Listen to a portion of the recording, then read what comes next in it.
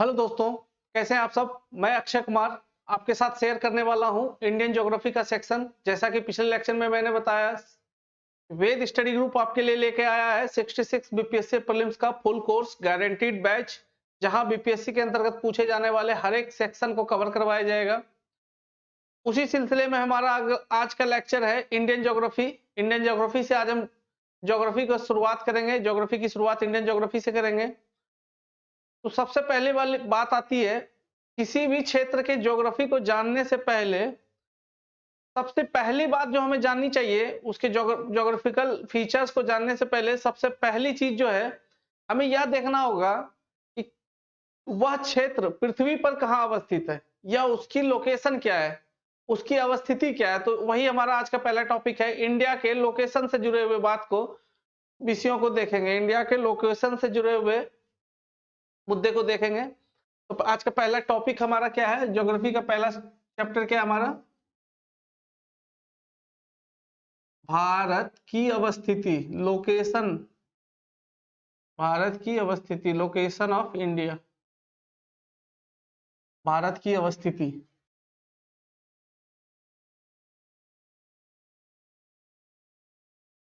भारत की अवस्थिति हमारा पहला टॉपिक है। हम सब जान रहे हैं दोस्तों, भारत उत्तरी गोलार्ध में अवस्थित एक देश है, एक बड़ा देश, विशाल देश है हमारा भारत, हमारा प्यारा भारत। पृथ्वी को जब हम उत्तर और दक्षिण दो गोलार्धों में बांटते हैं, या विषुवत रेखा, विषुवत रेखा के बारे में आप सबने सुन रखा होगा, इक्वेटर। 0 डिग्री अक्षांश या 0 डिग्री लेटीट्यूड को विषुवत रेखा या इक्वेटर कहते हैं। यह पृथ्वी को दो बराबर भागों में बांटती है। पृथ्वी, मान लेते हैं ये हमारी पृथ्वी है, तो 0 डिग्री अक्षांश रेखा जो है, इक्वेटर, इक्वेटर पृथ्वी को दो बराबर गोलार्धों में या दो बराबर गोले में बांटती है, दो टुकड़े में बांटती है। ऊपर वाले भाग को हम कहते हैं नॉर्दर्न हेमिस्फीयर या उत्तरी गोलार्ध, उत्तरी गोलार्ध या नॉर्दर्न हेमिस्फीयर, उत्तरी गोलार्ध।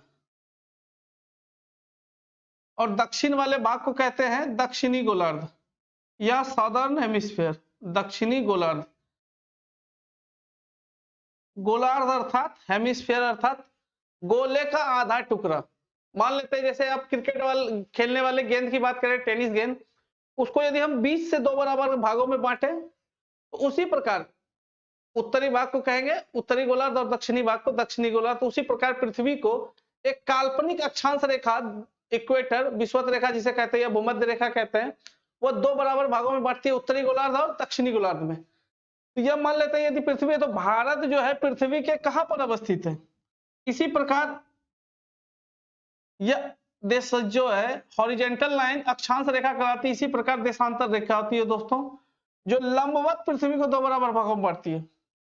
तो भारत जो, अपना प्यारा भारत जो है दोस्तों, कहां पर है, यह उत्तरी गोलार्ध में अवस्थित अवस्थित एक देश है। उत्तरी गोलार्ध में अवस्थित एक देश है। कहां पर अवस्थित है, उत्तरी गोलार्ध में, नॉर्दर्न हेमिस्फीयर में।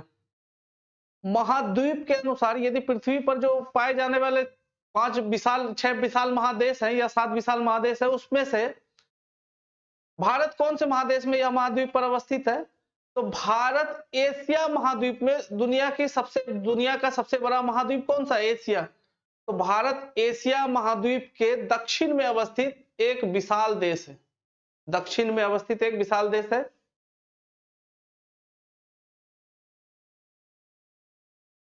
भारत उत्तरी गोलार्ध में अवस्थित है।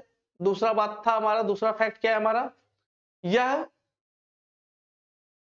एशिया महाद्वीप के दक्षिण में अवस्थित है। एशिया महाद्वीप के दक्षिण में अवस्थित देश है। अब किसी भी देश के या किसी भी क्षेत्र के, रीजन के, राज्य के ज्योग्राफी के बारे में देखें, तो अक्षांश और देशांतरीय विस्तार या अक्षांशीय और देशांतरी उसके जो बिंदु है, कोऑर्डिनेट है, वह हमें बताती है कि कोई भी स्थान, कोई भी ज्योग्राफिकल रीजन कहां पर अवस्थित है, या इसे कोऑर्डिनेट कहते हैं। तो भारत के अक्षांशीय और देशांतरी विस्तार की बात करते हैं। भारत के अक्षांशीय विस्तार की पहली बात जो आती है हमारे जहन में,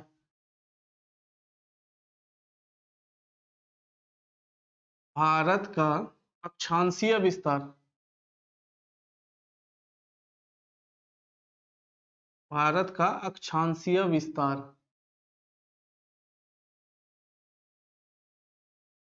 तो भारत, यह हमारा रहा भारत का मैप, भारत का नक्शा।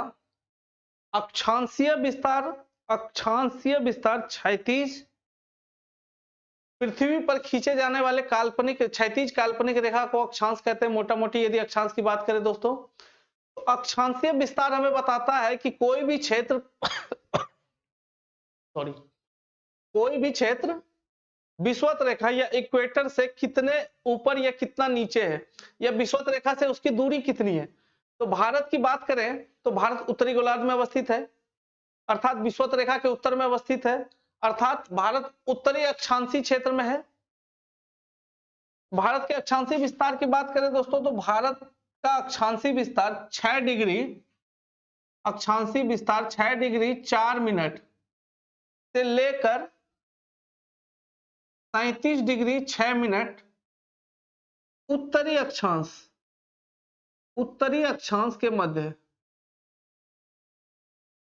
यह जो है भारत का यहां से यहां तक अंडमान निकोबार द्वीप समूह के दक्षिणतम बिंदु से जम्मू कश्मीर राज्य के लद्दाख केंद्र शासित प्रदेश के उत्तर बिंदु को के मध्य के जो अक्षांशीय विस्तार है हमारा, वह है 6 डिग्री 4 मिनट से लेकर 37 डिग्री 6 मिनट के बीच। मोटा मोटे तौर पर देखें तो लगभग तकरीबन 31 डिग्री का अक्षांशीय विस्तार है। हमारा अक्षांशीय विस्तार 31 डिग्री का है। इसी प्रकार देशांतरी विस्तार की बात करें या पूर्व पश्चिम विस्तार की बात करें, देशांतरी विस्तार इसकी बात करें तो यह है हमारा 67 डिग्री। देशांतरी विस्तार की बात करें तो यह 67 डिग्री 8 मिनट से लेकर 97 डिग्री 25 मिनट के मध्य, अर्थात इसके पूर्वी और पश्चिमी विस्तार, पूर्व पश्चिम विस्तार और उत्तर दक्षिण विस्तार यह है। यह जो है पूर्वी देशांतर रेखा है, पूर्व में देशांतर 0 डिग्री देशांतर के पूर्व में अवस्थित यह क्षेत्र है। अक्षांश और देशांतर हमें बताती है कि किसी भी क्षेत्र का पूर्व पश्चिम विस्तार कितना है और उत्तर दक्षिण विस्तार कितना है। अक्षांश और देशांतर रेखा के विस्तार से ही हमें यहाँ की जलवायु के बारे में पता चलता है।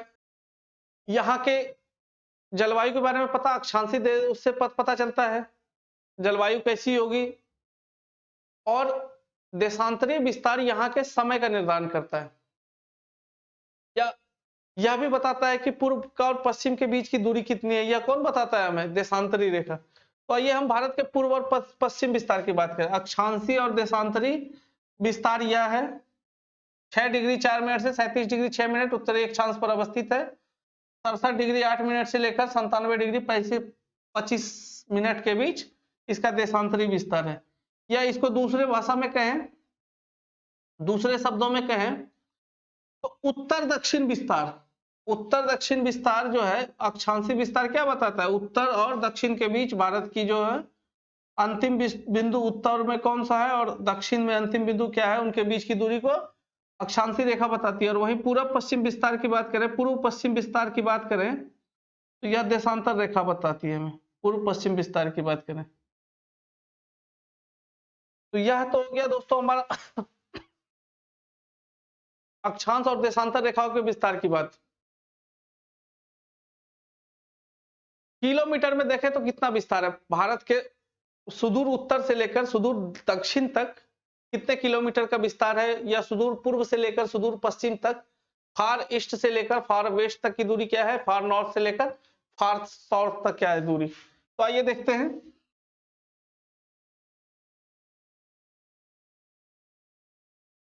आइए देखते हैं किसी भी क्षेत्र के पूर्व पश्चिम और उत्तर दक्षिण विस्तार को आसानी से समझने और याद रखने के लिए हम ये प्लस का साइन बनाते हैं कोऑर्डिनेट्स बनाने के लिए। जब हम ग्राफ पे किसी क्षेत्र का कोऑर्डिनेट देखते लिखते हैं या उसके विस्तार को देखते हैं और उसकी दिशा को देखते हैं तो उसके लिए इस तरह का हम बनाते हैं। आपने देखा होगा मैथ में, यह जो है ऊपर वाला दिशा दिखाता है नॉर्थ को, यह दिखाता है साउथ को, दाएं हाथ वाली दिखाती है दिशा पूर्व को और यह पश्चिम को। तो भारत की दक्षिणतम भारत की दक्षिणतम बिंदु जो था वह क्या था, 6 डिग्री 4 मिनट, 6 डिग्री 4 मिनट, जो कि ग्रेट निकोबार, ग्रेट निकोबार द्वीप का दक्षिणतम बिंदु, द्वीप का दक्षिणतम बिंदु, ग्रेट निकोबार द्वीप का, ग्रेट निकोबार अंडमान द्वीप, अंडमान निकोबार द्वीप समूह की जो सबसे दक्षिण में अवस्थित द्वीप है उसका नाम है ग्रेट निकोबार। इसका जो दक्षिणतम बिंदु है जिसे इंदिरा पॉइंट कहते हैं, क्या कहते हैं दोस्तों, इंदिरा पॉइंट। यह भारत का सुदूर दक्षिण में, फार साउथ में अवस्थित भारत का जो क्षेत्र है दक्षिणतम बिंदु, उसका नाम है इंदिरा पॉइंट। हालांकि वर्ष 2004 में आए सुनामी के कारण यह समुद्र में विलीन हो चुका है, परंतु जब हमारे प्रश्नों में एग्जाम में प्रश्न पूछे जाए कि भारत का दक्षिणतम बिंदु कौन सा है, तो वह है इंदिरा पॉइंट। इसी प्रकार उत्तर बिंदु की बात करें, उत्तरी विस्तार की बात करें, तो अक्षांशीय विस्तार था हमारा 37 degree 6 minute, 37 degree 6 minute, 37 degree 6 minute. यह जो रेखा है दोस्तों, यह जो उत्तरी बिंदु है, इसे हम इंदिरा कॉल के नाम से जानते हैं, इंदिरा कॉल। इंदिरा पॉइंट से लेकर इंदिरा कॉल तक भारत का उत्तरी और दक्षिणी विस्तार जो है वह इंदिरा पॉइंट से लेकर इंदिरा कॉल तक, या इंदिरा कॉल से लेकर इंदिरा पॉइंट तक अवस्थित है। इंदिरा कॉल जो है जम्मू कश्मीर राज्य में या वर्तमान लद्दाख रीजन में है, लद्दाख केंद्र शासित प्रदेश में, वर्तमान के लद्दाख केंद्र शासित प्रदेश में है, वर्तमान के लद्दाख।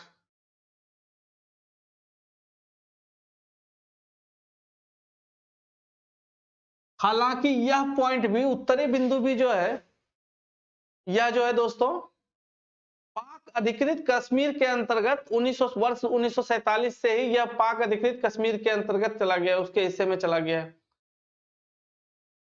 क्योंकि यह गिलगित बाल्टिस्तान का जो क्षेत्र है जो अभी हाल फिलहाल में चर्चा में है, जिसके लिए जो है, जिसे एक अपने प्रांत के रूप में स्थापित करने के लिए पाकिस्तान के संसद में एक बिल पारित किया गया है, उसी में यह क्षेत्र चला गया है, पाक अधिकृत कश्मीर के अंतर्गत यह पॉइंट भी चला गया है। इसी प्रकार भारत के उत्तर और भारत के पूर्व और पश्चिम बिंदु की बात करें, तो यह जो है भारत का पश्चिम पूर्व विस्तार 68 डिग्री 7 मिनट से लेकर 97 डिग्री 68 डिग्री 8 मिनट से लेकर 68 डिग्री 7 या 8 मिनट से लेकर 97 डिग्री 25 मिनट के बीच है।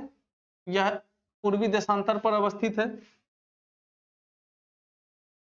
पूर्वी बिंदु या पूर्व में अवस्थित सबसे फार ईस्टर्न जो पॉइंट है इंडिया का, यह अरुणाचल प्रदेश राज्य का वालांगू नामक स्थान पर है। वालांगू, वालांगू जो है अरुणाचल प्रदेश में एक क्षेत्र है जो भारत का पूर्वी विस्तार है। सबसे पूर्व में अवस्थित क्षेत्र भारत का जो है वह है वालांगू। इसी प्रकार पश्चिम में बात करें तो गुजरात के Kutch run, Kutch of run या रन ऑफ कच्छ का जो बात करते हैं, उसी क्षेत्र में अवस्थित एक दलदली क्षेत्र है सरक्रीक, जो हाँ भारत और पाकिस्तान के मध्य जिसके लिए विवाद भी है।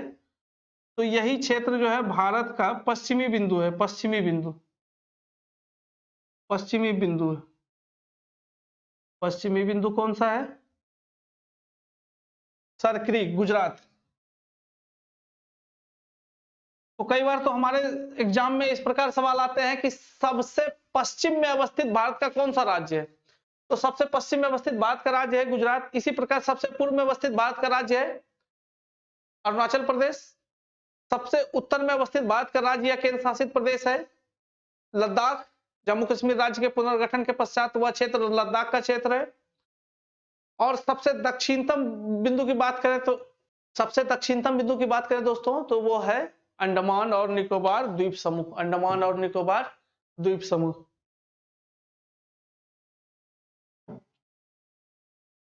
यहां पर एक और प्रश्न आता है, दक्षिणतम बिंदु की जो बात करते हैं हम 6 डिग्री 4 मिनट, यह द्वीप समूहों का दक्षिणतम बिंदु है। द्वीप समूह का जो सदर्न पॉइंट है, सदर्न पॉइंट है, वह है 6 डिग्री 4 मिनट। यदि भारत के मुख्य भूभाग की बात करें, मुख्य भूभाग, ये तमिलनाडु और ये केरल का जो राज्य है, जो दक्षिणतम बिंदु है, दक्षिणी राज्य है, ये इस प्रकार हमारा केरल है। तो तमिलनाडु जो है सबसे दक्षिणतम राज्य, सबसे दक्षिणतम राज्य कौन सा है? तमिलनाडु। तो मुख्य भूभाग की जो दक्षिणतम बिंदु है वह 8 डिग्री 4 मिनट, जो रामेश्वर राम सेतु के बारे में आपने सुना होगा, रामेश्वरम से होकर गुजरती है। तो ये हो गया मुख्य भाग की जो है दक्षिणतम बिंदु की बात। आप इसको चाहे तो बना सकते हैं, याद रखने में काफी आसानी होती है चीजें। ये इस प्रकार ग्राफ बना ले हम यदि, तो दक्षिणतम बिंदु इंदिरा कॉल, दक्षिणतम बिंदु इंदिरा पॉइंट, उत्तरी बिंदु इंदिरा कॉल, पूर्वी बिंदु वालांगू, और यह। अब हम आते हैं उत्तर दक्षिण और पूर्व पश्चिम के विस्तार की बात। उत्तर और दक्षिण का जो सॉरी, उत्तर और दक्षिण का जो विस्तार है, यदि किलोमीटर में देखें तो यह 3214 किलोमीटर है, 3214 किलोमीटर। और पूर्व पश्चिम विस्तार की बात करें, पूर्व पश्चिम विस्तार की बात करें तो यह है 2933 किलोमीटर, 2933 किलोमीटर। यह कितना है? 2933 किलोमीटर।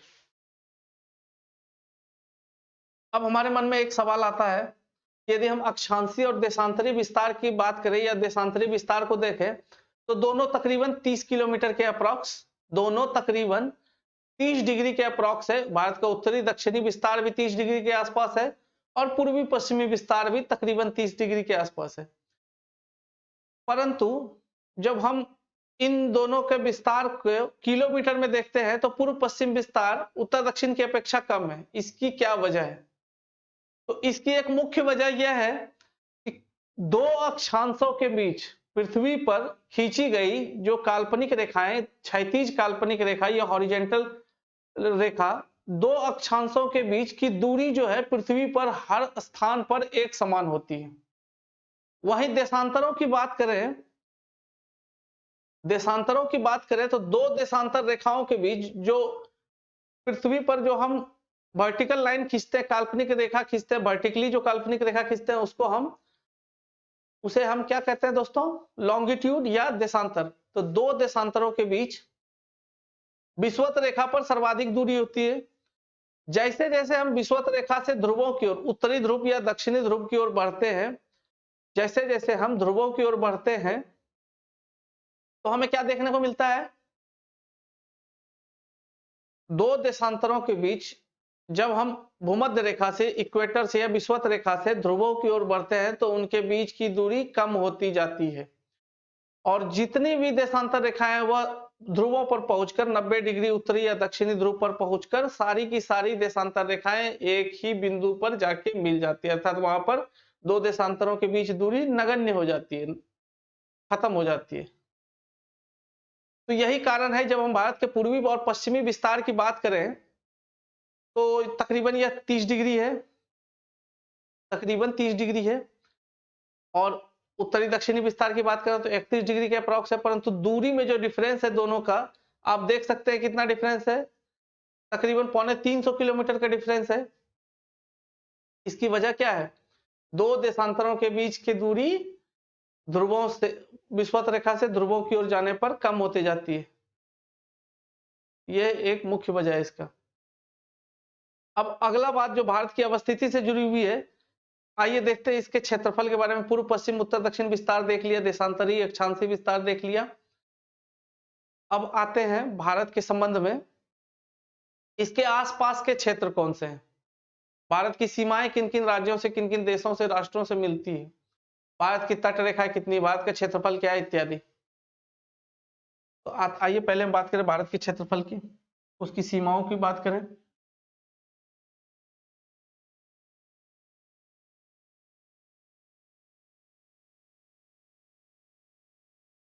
तो पहला तो भारत का क्षेत्रफल, इंडिया का एरिया कितना है?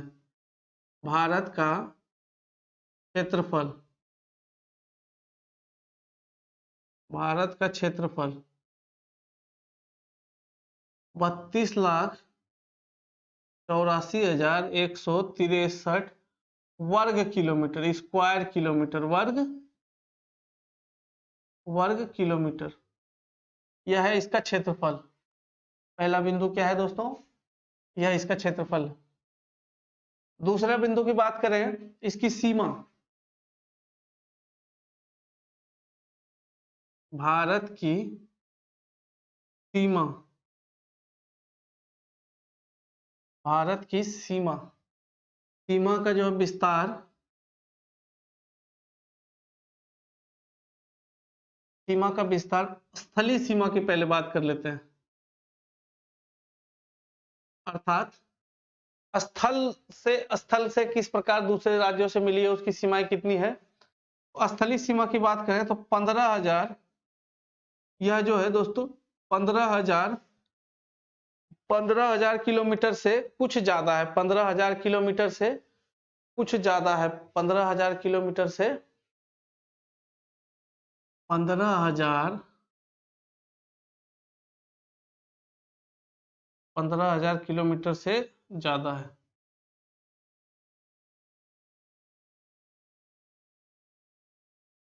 वहीं तटीय सीमा की बात करें,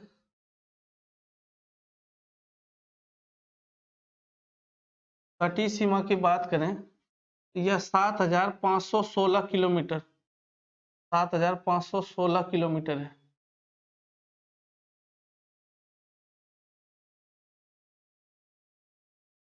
इन 7,500, ये 7,516 किलोमीटर जो तटीय सीमा है, इसके अंतर्गत ये लक्षद्वीप और अंडमान निकोबार द्वीप समूह के भी जो तटीय सीमा है, उनका भी क्षेत्रफल इसी में शामिल किया गया है। यदि मुख्य तट की बात करें,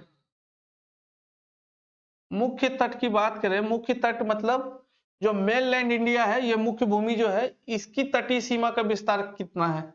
यहां से देखें हम, गुजरात राज्य से होते हुए, गुजरात, कर्नाटक, केरल, गोवा से होते हुए तमिलनाडु, आंध्र प्रदेश, उड़ीसा, कलकत्ता, वेस्ट बंगाल तक, यहां से वहां तक भारत की जो मुख्य भूमि की तटीय सीमा है वह है 6100 किलोमीटर, 6100 किलोमीटर। इतनी इसकी सीमाएं हैं। यह हुई सीमाओं की बात। क्षेत्रफल 32,84,163 वर्ग किलोमीटर। क्षेत्रफल की दृष्टि से, क्षेत्रफल की दृष्टि से भारत दुनिया का, विश्व का,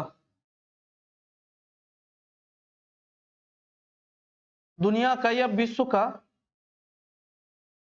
7वां बिगेस्ट कंट्री है, 7वां सबसे बड़ा राष्ट्र है, सबसे बड़ा देश है, सबसे बड़ा देश है। भारत जो है क्षेत्रफल की दृष्टि से विश्व का 7वां सबसे बड़ा देश है। भारत का क्षेत्रफल क्या है? अब एक महत्वपूर्ण फैक्ट यह आता है दोस्तों कि विश्व के क्षेत्रफल का भारत का क्षेत्रफल जो है, विश्व के क्षेत्रफल में कितना कंट्रीब्यूट करता है। विश्व क्षेत्रफल का, विश्व के क्षेत्रफल का, विश्व के क्षेत्रफल का 2.41% जो है भारत कंट्रीब्यूट करता है। भारत जो है 2.41% कंट्रीब्यूट करता है विश्व के क्षेत्रफल, पृथ्वी के क्षेत्रफल का 2.41% जो है भारत के भूभाग का क्षेत्रफल है। भारत क्षेत्र देखा हमने, भारत क्षेत्रफल की दृष्टि से 7वां सबसे बड़ा देश है, सबसे बड़ा राष्ट्र है। तो एक सवाल मेरे हमारे जहन में आती है कि हमसे पहले या हमसे बड़े राज्य कौन कौन से देश, हमसे बड़े 6 देश कौन से, वो 6 देश कौन से हैं जो हमसे बड़े हैं। तो उन 6 देशों को भी देख सकते हैं। सबसे बड़ा देश है रूस, कनाडा, तीसरा बड़ा देश है चीन, चौथा बड़ा देश है यूएसए, 5वां देश है ब्राजील, छठा है आपका ऑस्ट्रेलिया और 7वां अपना प्यारा भारत। तो भारत क्षेत्रफल की दृष्टि से देख लिया हमने। यहीं पर आप एक पॉइंट और देख सकते हैं दोस्तों, जनसंख्या भारत की कितनी, भारत की जनसंख्या कितनी है। भारत की जनसंख्या की बात करें, जनसंख्या या पॉपुलेशन की बात करें, जनसंख्या या पॉपुलेशन की बात करें तो 2011 में अंतिम जनगणना हुआ था।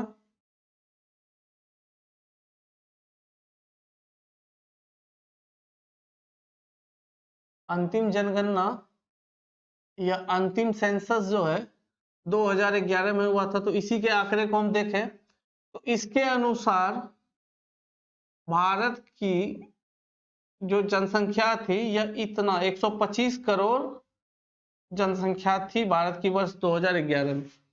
वर्ष 2011 में 125.1 करोड़ भारत की जनसंख्या थी। भारत जो है दक्षिण एशियाई राष्ट्र है और विश्व के सघनतम आबादी या जनसंख्या घनत्व वाला, विश्व के सघनतम जनसंख्या घनत्व वाला क्षेत्र भी जो है वह दक्षिण एशिया का क्षेत्र है। बांग्लादेश विश्व का सघनतम जनसंख्या घनत्व वाला देश है। सारे के सारे जितने भी देश दक्षिण एशिया में है, भारत, श्रीलंका, पाकिस्तान, नेपाल, इन सब देशों में जनसंख्या घनत्व बहुत अधिक है, अत्यंत अधिक है। भारत में भी हम देख सकते हैं जनसंख्या घनत्व कितनी है। दुनिया के 17% पॉपुलेशन, दुनिया का 17% पॉपुलेशन भारत में रहती है। 17% पॉपुलेशन भारत में निवास करती है। दुनिया के पॉपुलेशन का 17% कहाँ इंडिया में निवास करती है। या यूं कहें हर छठा व्यक्ति दुनिया में, हर छठा व्यक्ति इंडियन है। दुनिया में हर छठा व्यक्ति इंडियन है। जनसंख्या में देखा आपने दोस्तों, दुनिया की जनसंख्या का, विश्व की जनसंख्या का केवल 2.41% भारत का भूभाग है, भारत का क्षेत्रफल है। वहीं जनसंख्या 17% जनसंख्या यहाँ हमारे भारत में वास कर रही है। तो इससे आप अनुमान लगा सकते हैं कि जनसंख्या का भार हमारे राष्ट्र पर कितना अधिक है। जनसंख्या हमारे ज्योग्राफी में एक विशेष रूप से एक टॉपिक है। पीटी और मेंस दोनों, बीपीएससी के पीटी और मेंस दोनों के लिए महत्वपूर्ण है, क्योंकि जनसंख्या एक दृष्टि से देखें तो वो हमें, हमारे लिए समस्या वाली बात दिखती है। वहीं दूसरे दृष्टि से देखें जब जननांकी लाभांश की बात आती है, डेमोग्राफिक डिविडेंड की बात आती है कि मानव संसाधन में यदि जनसंख्या को बदल दिया जाए तो जनसंख्या हमारे लिए अभिशाप ना होकर वरदान हो सकता है। तो जनसंख्या के प्रबंधन की आवश्यकता है। हमारे पास जितनी जनसंख्या है वह हमारे लिए अभिशाप ना होकर वरदान बन सकता है, बस उसके प्रबंधन की, मैनेजमेंट की आवश्यकता है। उसको जब हम जनसंख्या को कवर करेंगे तो उसमें हम बात करेंगे, या फिर हम आगे जब मुख्य परीक्षा के लिए, मेंस के लिए मिलेंगे तो जनसंख्या को विस्तार से आपके पास बताया जाएगा। प्रारंभिक परीक्षा में भी जनसंख्या को जितना महत्व उसको हम कवर करेंगे। अभी तो हमने देखा बस ये कि भारत की जनसंख्या कितनी है। आगे हम देखते हैं, जनसंख्या की बात हो गई दोस्तों। अब हम देखते हैं कि हमारे देश से जुड़े हुए अन्य देश या हमारी सीमा किन किन देशों से, राष्ट्रों से होकर मिलती है। सीमा की बात करते हैं हम।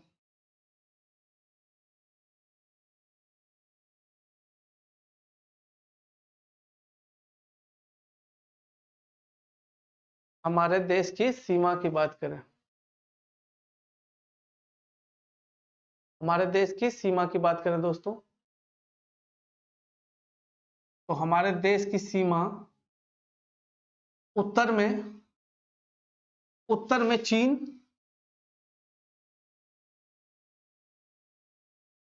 नेपाल, यह है भूटान, बांग्लादेश,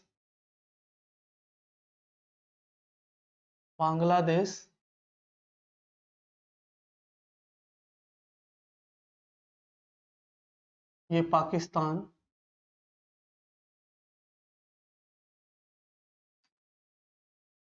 और यहाँ ये म्यांमार। यहाँ किससे है? म्यांमार। तो यदि हम काउंट करें कि हमारी सीमा कौन कौन से राष्ट्र से होकर मिलती है, तो पाकिस्तान, एक यह अफगानिस्तान है, भारत की इतनी सीमा अफगानिस्तान से लगती है। अफगानिस्तान, पाकिस्तान, अफगानिस्तान, चीन, नेपाल, भूटान 5, बांग्लादेश 6 और म्यांमार 7। तो स्थलीय रूप से हमारी सीमा 7 राष्ट्रों से मिलती है। स्थलीय रूप से, स्थलीय सीमा की बात करें तो 7 देशों से होकर मिलती है हमारी सीमा। 7 देशों से हमारी सीमा मिलती है, 7 देशों से हमारी सीमा लगती है। तो हम देख सकते हैं मैप पे कि हर राष्ट्र से सीमा बराबर नहीं लगती है। तो एक प्रश्न हमारे एग्जाम में बनता है, पूछा जाता है कि अंतर्राष्ट्रीय सीमा किस राज्य के साथ, किस देश के साथ हमारी सीमा सबसे लंबी सीमा है, किसके साथ सबसे छोटी सीमा है। तो आइए उसको देख लेते हैं। हमारी सीमा जो है, सबसे लंबी सीमा, सबसे लंबी सीमा, सबसे लंबी सीमा बांग्लादेश राज्य से मिलती है, क्योंकि बांग्लादेश तीन ओर से भारत से घिरा हुआ है। बांग्लादेश तीन ओर से भारत से घिरा हुआ है। बांग्लादेश सबसे लंबी सीमा कौन से देश से है? बांग्लादेश। आप यहां से, कभी कभी हमसे गलती क्या होती है, हम यहां से अनुमान लगाते हैं कि चीन का विस्तार यहां से लेकर यहां तक है, तो हो सकता है चीन की सीमा भारत से सबसे लंबी सीमा लगेगी। परंतु वास्तविकता क्या है कि भारत से तीन ओर से घिरे होने के कारण बांग्लादेश के साथ हमारी सबसे लंबी सीमा साझा होती है। इसी प्रकार सबसे छोटी सीमा की बात करें, सबसे छोटी सीमा, हालांकि अफगानिस्तान से हमारी सबसे छोटी सीमा लगती है, अफगानिस्तान से, परंतु अफगानिस्तान भारत पाकिस्तान युद्ध के पश्चात 1947 में कबीलाई हमले के पश्चात भारत का वह क्षेत्र जो है पाकिस्तान के कब्जे में, पाकिस्तान के नियंत्रण में है, जिसे पीओके, पाक अधिकृत कश्मीर के रूप में हम जानते हैं। या इसके साथ अभी वर्तमान में हमारी सीमा अफगानिस्तान राज्य के साथ नहीं लगती है दोस्तों। ये हो गई हमारी सीमा की बात। इन सीमाओं को निर्धारण, इन सीमाओं रेखा का निर्धारण के लिए या इन सीमा रेखा का नामकरण की बात करें तो भारत चीन, भारत पाकिस्तान के मध्य जो सीमा है उसका क्या नाम है? एक सवाल यहां से बनते हैं, पूछे जाते हैं, जैसा कि आप सबों ने सुन रखा होगा मैकमोहन रेखा, डूरेंट रेखा इत्यादि के बारे में, तो उसको देख लेते हैं। आइए, पहला तो है चीन के साथ जो सीमा लगती है, चीन और भारत के मध्य लगने वाली सीमा को मैकमोहन रेखा के नाम से जानते हैं। McMahon line, McMahon line. फिर हमारा अगला टॉपिक देश है पाकिस्तान के साथ लगने वाली सीमा, भारत पाकिस्तान। भारत चीन के बीच मैकमोहन रेखा, Bharat Pakistan Radcliffe, Radcliffe line या रेड क्लिफ रेखा। और तीसरा एक देश है अफगानिस्तान, इसके, भारत और इसके बीच भी सीमा रेखा का निर्धारण ब्रिटिशरों द्वारा किया गया था। अफगानिस्तान, भारत, इनके बीच लगने वाली सीमा का नाम था, यह है डूरेंट रेखा, ड्यूरेंट रेखा। हमारे एग्जाम में ये सवाल पूछे जाते हैं, बीपीएससी में, बिहार एसआई, बिहार दरोगा में ये सवाल कई बार पूछे गए हैं कि भारत चीन के बीच लगने वाली सीमा रेखा को क्या कहते हैं? मैकमोहन रेखा। भारत पाकिस्तान के बीच लगने वाली रेखा को बताते हैं रेड क्लिफ। और इसी प्रकार अफगानिस्तान इंडिया रेखा के बीच ड्यूरेंट रेखा। ये हो गए हमारे पड़ोसी राज्य, पड़ोसी देश। अब आते हैं हम अपने समुद्री पड़ोसी या समुद्र के में जो हमारे सबसे निकटतम पड़ोसी राज्य हैं उसके बारे में देख लेते हैं। तो एक तो हमारे यह हो गया श्रीलंका, एक और द्वीपीय देश है मालदीव, मालदीव, दूसरा देश है मालदीव। भारत का दो समुद्री निकटतम पड़ोसी देश पूछा जाए तो वह है श्रीलंका, श्रीलंका। उसी प्रकार दूसरा देश है मालदीव। भारत को श्रीलंका से अलग होने वाले जो जल संधि है, जल डमरू मध्य है, उसको हम पाक स्ट्रेट कहते हैं या पाक जल संधि कहते हैं। यह जो नैरो पैसेज होता है, जल की जो संकरी गली है, संकरी पट्टी है, जो दो मुख्य भूभाग को बांटती है, उसे स्ट्रेट या संधि कहते हैं, जल संधि कहते हैं। तो भारत और श्रीलंका को अलग करने वाली जो जल संधि है उसे पाक स्ट्रेट या पाक जल संधि कहते हैं, पाक जल डमरू मध्य कहते हैं। और यह गल्फ ऑफ मन्नार, यह गल्फ ऑफ मन्नार और पाक स्टेट से भारत से अलग होती है। यह एरिया हुआ पाक स्टेट और यह है हमारा gulf of Mannar. Gulf of Mannar और पाक स्टेट से भारत के भूभाग से यह क्षेत्र अलग होता है दोस्तों। बात कर लिया हमने भारत के पड़ोसी राज्यों के, पड़ोसी देशों की। अगला हमारा टॉपिक है लोकेशन में अवस्थिति में पड़ोसी देशों को देख लिया। अब आइए हम देख लेते हैं भारत में अक्षांशीय विशेषताओं के कारण पड़ने वाले बदलाव। भारत के अक्षांशीय विस्तार के कारण बनने वाले बदलाव या अक्षांश की कुछ विशेषताएं, अक्षांश की कुछ विशेषताएं और देशांतर की कुछ विशेषताएं। एक अक्षांश जो 23.5 डिग्री 23 डिग्री 3 मिनट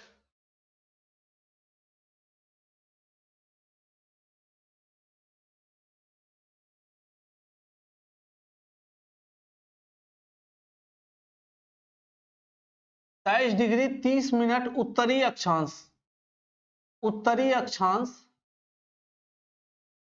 जिसे हम कर्क रेखा के नाम से भी जानते हैं,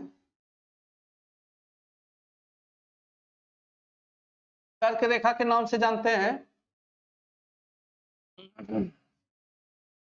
यह भारत को क्षैतिज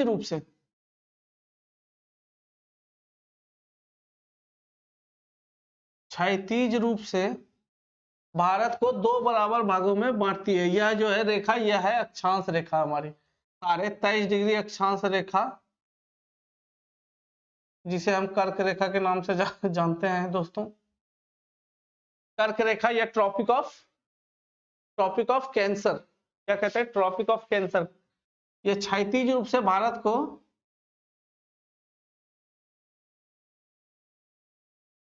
भारत को 2 बराबर भागों में बांटती है, 2 बराबर भागों में बांटती है, 2 बराबर भागों में बांटती है।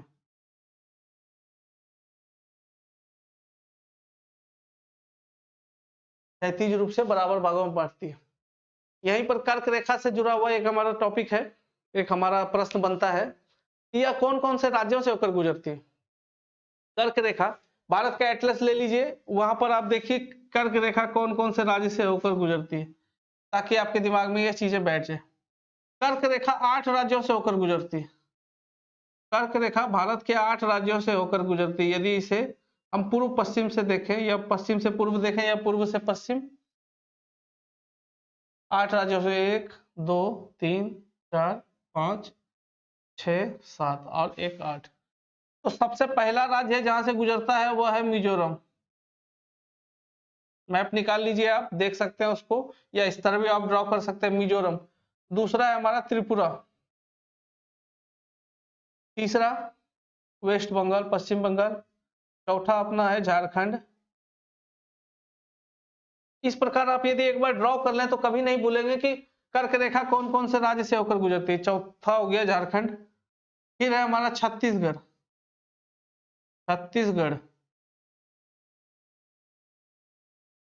छठा है हमारा छत्तीसगढ़ के पश्चात अगला है हमारा मध्य प्रदेश, एमपी, फिर है राजस्थान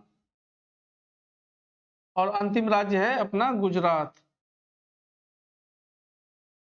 इन 8 राज्यों से होकर कर्क रेखा गुजरती है। पहला है पूर्व से देखें तो मिजोरम, त्रिपुरा, उसके पश्चात पश्चिम बंगाल, झारखंड, छत्तीसगढ़, मध्य प्रदेश, राजस्थान और लास्ट में हमारा गुजरात। कई बार ऐसे सवाल बनाते हैं कि इनमें से किस राज्य से होकर कर्क रेखा नहीं गुजरती है, जिसमें से आपको एक ऑप्शन बिहार मिल जाए, तो वहां पर कंफ्यूज नहीं होना है। बिहार से कर्क रेखा नहीं गुजरती है। बिहार के पास से, बिहार के समीपवर्ती राज्य झारखंड से गुजरती है। 15 नवंबर 2000 के पहले की बात करें, जब बिहार से झारखंड को अलग कर दिया, उसके पहले कर्क रेखा बिहार से गुजरती थी। कर्क रेखा की क्या विशेषता, या कर्क रेखा और मकर रेखा क्या है? तो पृथ्वी के पृथ्वी पर एक विषुवत रेखा या इक्वेटर है, काल्पनिक रेखा, जो पृथ्वी को 2 बराबर भागों में उत्तरी और दक्षिणी गोलार्ध में बांटती है।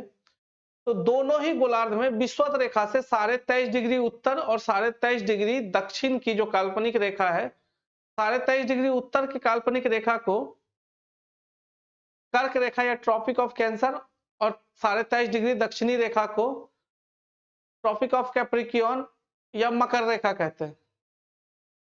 पृथ्वी जब अपने अक्ष पर पृथ्वी जब अपने सॉरी पृथ्वी जब अपने अक्ष पर भ्रमण करती है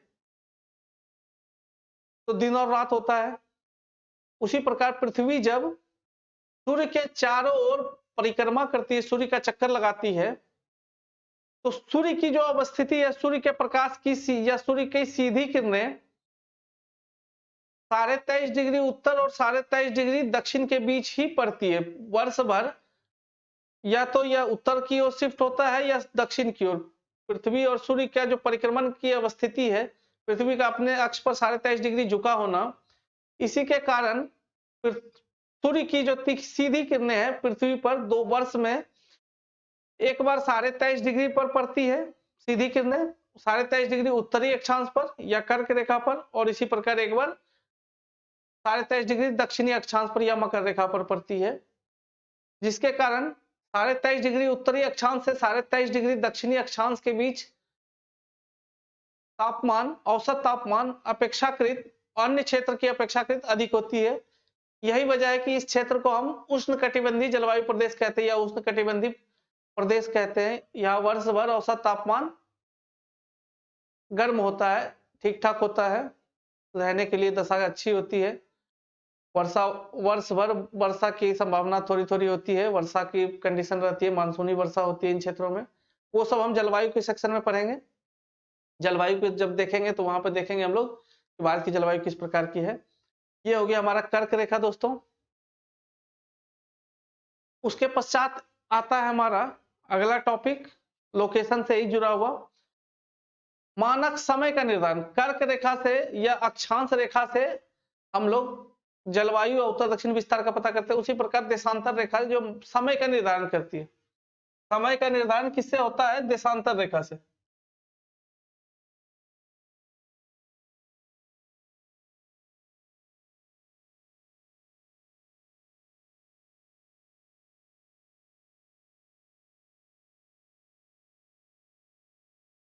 समय का निर्धारण किससे होता है दोस्तों? देशांतर रेखा से। तो देशांतर रेखा के बारे में भी देखते हैं। कर्क रेखा के जैसा बताया हमने, यह उत्तर दक्षिण 2 भागों में बराबर भागों में बांट देती है। इसी प्रकार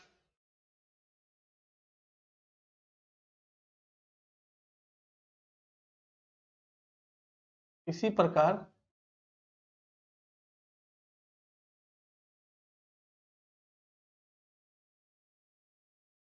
इसी प्रकार देशांतर रेखा इसी प्रकार देशांतर रेखा पृथ्वी को पूर्व पश्चिम 2 बराबर भागों में बांट देती है। देशांतर रेखा, भारत का देशांतरी विस्तार देख लिया था हमने। पृथ्वी का जो अपना घूर्णन काल है, पृथ्वी जब अपने अक्ष पर घूर्णन करती है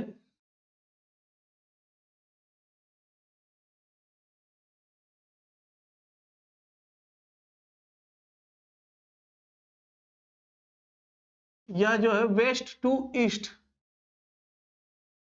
अर्थात पश्चिम से पूर्व दिशा में, पश्चिम से पूर्व दिशा में या एंटी क्लॉकवाइज रोटेट करती है, पश्चिम से पूर्व दिशा में घूमती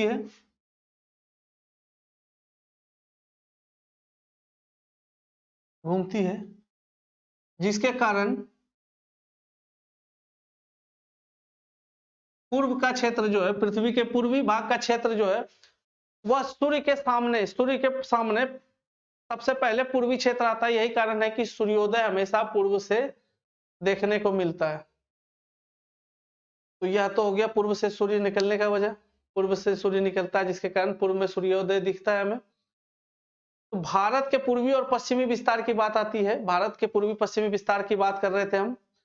तो भारत के पूर्वी बिंदु अरुणाचल प्रदेश का वालांगू क्षेत्र है, और पश्चिमी बिंदु गुजरात का सरक्रीक।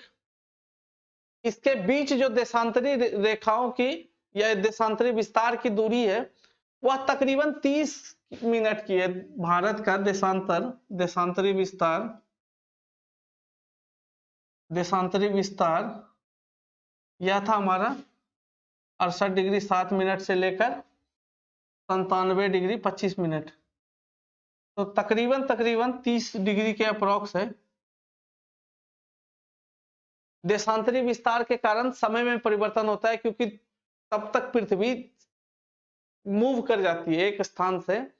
पृथ्वी जो अपना मूवमेंट हो रहा है, पृथ्वी का अपने अक्ष पर जो घूर्णन हो रहा है वो पश्चिम से पूर्व की हो रहा है, तो पश्चिम से पूर्व की ओर जो घूमती हुई पृथ्वी आ रही है, तो एक स्थान से स्थान परिवर्तन के कारण जो समय में पृथ्वी के एक नियत स्थान पर जो समय में परिवर्तन होता है, वह उसका मुख्य वजह क्या है? पृथ्वी का घूर्णन। परंतु हम जो समय का अनुमान लगाते हैं वह किससे लगाते हैं? सूर्योदय से हम अनुमान लगाते हैं, क्योंकि घूर्णन को हम देख नहीं सकते। पृथ्वी के घूर्णन के साथ साथ हम लोग खुद घूम रहे हैं, जिसके कारण हमें ऐसा प्रतीत होता है कि हम स्थायी हैं। तो हम सूर्य की दिशा से, या सूर्य का जब फेस हमारे सामने आता है, सूर्योदय होता है, तो उसके आधार पर समय का निर्धारण होता है। देशांतरी विस्तार के संदर्भ में समझे तो तकरीबन 15 डिग्री देशांतर पर, 15 डिग्री देशांतर के अंतर होने पर समय में 1 घंटे का अंतर हो जाता है। समय में 1 घंटे का अंतर हो जाता है। 15 डिग्री देशांतर के अंतर पे समय में 1 घंटे का अंतर हो गया। भारत का देशांतरी विस्तार 30 डिग्री के आसपास है, तो भारत के समय में या पूर्वी और पश्चिमी क्षेत्र में भारत के समय में 2 घंटे का तकरीबन अंतर आ जाता है। 2 घंटे का अंतर आ जाता है। परंतु ऐसा कैसे है कि दोनों जगह पर घड़ी की सुई या समय का एक ही समय पे वहां पर भी जो है ऑफिसें खुलती है, या सब सरकारी कार्यकाज होता है, सरकारी कामकाज वहां भी उसी समय पे होता है? इसका एक प्रमुख वजह है मानक समय रेखा।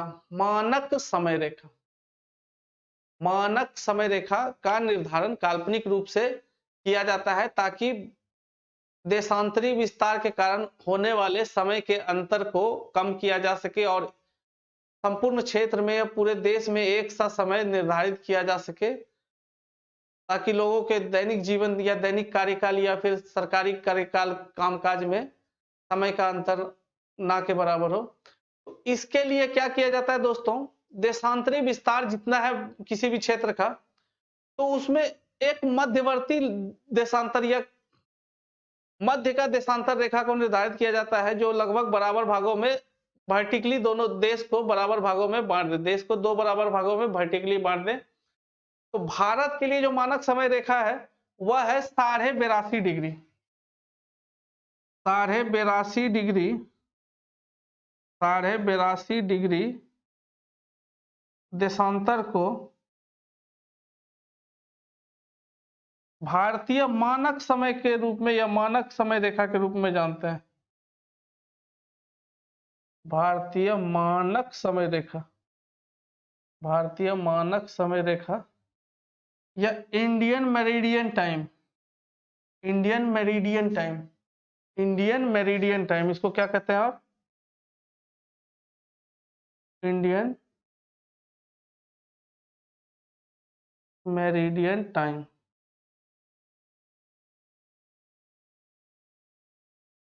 साढ़े 82 डिग्री पूर्वी देशांतर, 82.5 डिग्री पूर्वी देशांतर, 82.5 डिग्री पूर्वी देशांतर को क्या कहते हैं? भारतीय मानक समय रेखा। मानक समय रेखा, मानक समय रेखा, मानक समय रेखा। भारतीय मानक समय रेखा ये दोस्तों, या 82.5 डिग्री पूर्वी देशांतर रेखा इलाहाबाद के समीप एक स्थान है मिर्जापुर या नैनी, मिर्जापुर या नैनी से के समीप से गुजरती है। राज्यों की बात करें तो यह 5 राज्यों से होकर गुजरती है। उत्तर प्रदेश, मध्य प्रदेश, छत्तीसगढ़, उड़ीसा और आंध्र प्रदेश, ये 5 राज्यों से होकर गुजरती है मानक समय रेखा अपना। तो ये तो था हमारा भारत की अवस्थिति या लोकेशन से जुड़े हुए सवाल। कल से हमारा अगला टॉपिक होगा दोस्तों, आगे जो हमारा टॉपिक होगा ज्योग्राफी में वो होगा भारत के भू आकृतिक विशेषताएं। भारत की भू आकृतिक विशेषताओं के संबंध में पढ़ेंगे। जैसे हम जानते हैं कि भारत के उत्तर में हिमालय पर्वत है, उसके पश्चात विशाल मैदान है, दक्षिण प्रायद्वीपीय पठार है, थार मरुस्थल इत्यादि। ये भारत की भौगोलिक विशेषता हुई, अर्थात भारतीय भूभाग पे या भू प्रॉपर्टी पर उपस्थित उच्चावच या भू प्रॉपर्टी पर उपस्थित जो भौगोलिक विशेषताएं हैं उसको हम जानते हैं। उसके लिए हम कल हमारा अगला टॉपिक होगा भारत की भौगोलिक विशेषताएं, उसके अंतर्गत हम एक एक करके सबको पढ़ेंगे, आगे बढ़ेंगे। तो आज का हमारा लेक्चर इतना तक ही है। हमारे साथ बने रहिए। वेद स्टडी ग्रुप को लाइक शेयर और सब्सक्राइब कीजिए, दोस्तों के साथ शेयर कीजिए और अपनी तैयारी को आगे बढ़ाते रहिए।